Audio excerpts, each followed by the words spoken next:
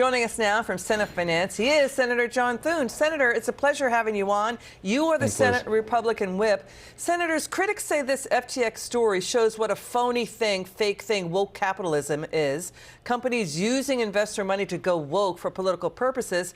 FTX, Dan Bishop is saying it had higher ESG scores than ExxonMobil and still was a fraud. Even Sam Bankman-Fried made fun of ESG as, quote, dumb and all talk. What do you think of all this? Well, I tell you what, to me, what this and other things that we're learning more about, Liz suggests, is just what a danger this ESG agenda is. You have all these big investment firms in this country, and you've got an administration, a government basically, that is using government power through financial and securities regulators to pressure investors not to invest in certain sectors of our economy, namely oil and gas. But the thing that we worry about in the future is they're going to start coming after agriculture, farms and ranches. Ranchers, livestock producers, you know, who raise livestock, they emit methane, so it doesn't fit within the ESG parameters of what is a, you know, approved investment for these liberal, woke, you know, companies that are participating in this agenda. So I think this is a really dangerous thing. I think it's something that we've got to shine more of a light on, expose, and help the American people understand what's really at risk here. Yeah, Sam Bankman-Fried was a proponent, and so was his parents, about effective altruism. We got to ask you this: what's with the timing of the administration arresting Bankman-Fried a day before his hearing in Congress? Shouldn't they get him under oath and use the statements under oath for the case against him? I mean, this fraud has been out there for a month. Is it because he has a flight risk, or was he about to embarrass D.C.? Well, I don't know the answer on it with respect to the timing or on all that. Hopefully we'll find out more about that. But, you know, what I do know is, yes, we need to get answers in this, and it would have been nice to have him under oath. We've had him testify in the past in front of various committees up here, but certainly since this has all happened, he's got a lot of light that I think he could shine on what actually happened here, what the facts were, as we learn more about it. So hopefully, irrespective of what happened today, eventually that opportunity will avail itself, although it gets harder once he's under the system of justice. Senator, are you hearing politicians in D.C. breathing a sigh of relief that he did not testify? I've not had people say that directly, Liz. I just think that, again, and you can question the timing, and I think it's fair to do that.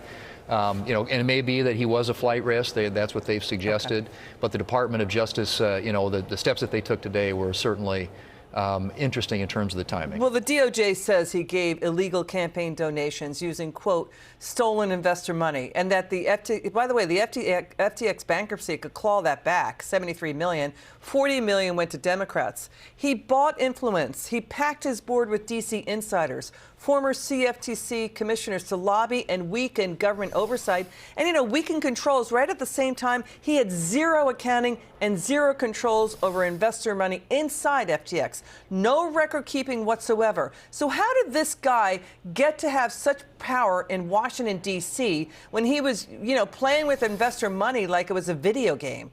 Yeah, well, it is remarkable that he was able to get as far as he did, absent any of the controls that you just mentioned. I mean, he has a company where he was using proprietary funds, investor funds, mixing them with his own, and financing all these crazy activities, some of which were political in nature.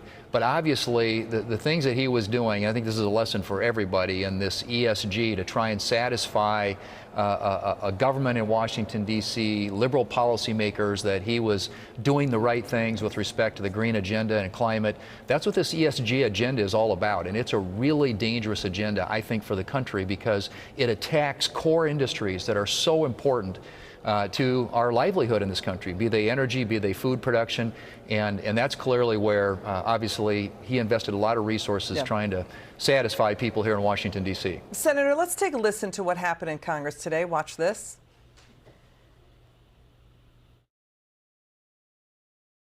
Sam Bankman-Fried, or should I say inmate 14372, had one purpose in all of his efforts here in Congress. Was a well-known figure, only one wearing shorts. His one purpose was to keep the SEC out of crypto. The FTX group is unusual in the sense that, you know, I've done probably a dozen large, you know, scale bankruptcies over my career, you know, including Enron, of course.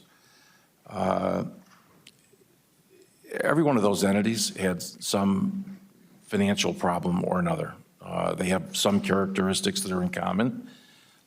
This one is unusual, and it's unusual in the sense that literally, there's no record keeping whatsoever. I think everybody loved the exciting idea of a politically progressive, smart entrepreneur who is going to reimagine capitalism. I'm glad to see it's finally unraveled. What you have is a crypto casino.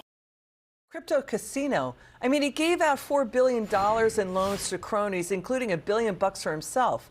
FTX spent a reported $256 million on almost 36 luxury properties in the Bahamas. And now, they're probing whether his parents were in on it. They were Stanford University professors. Reportedly, his father was getting paid by FTX. He was going in and out of the Bahamas.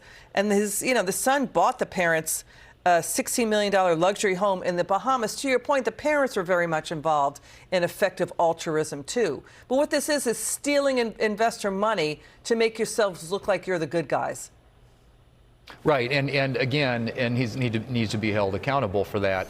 And again, I think this sort of woke capitalism that has all of a sudden just permeated this country, and especially when financial services regulators, securities regulators use their powers to punish people, to penalize people, investors, companies who invest in certain sectors or certain industries, because those are the ones that satisfy that woke agenda. That's just a really dangerous thing. When you have a free market economy where a government is stepping on the scales and essentially influencing a lot of those market decisions, you're going to end up with some really bad outcomes, and this is certainly an example of that. Well, this is stealing investor money for those political purposes, right? This is a flat-out case of how bad woke capitalism is.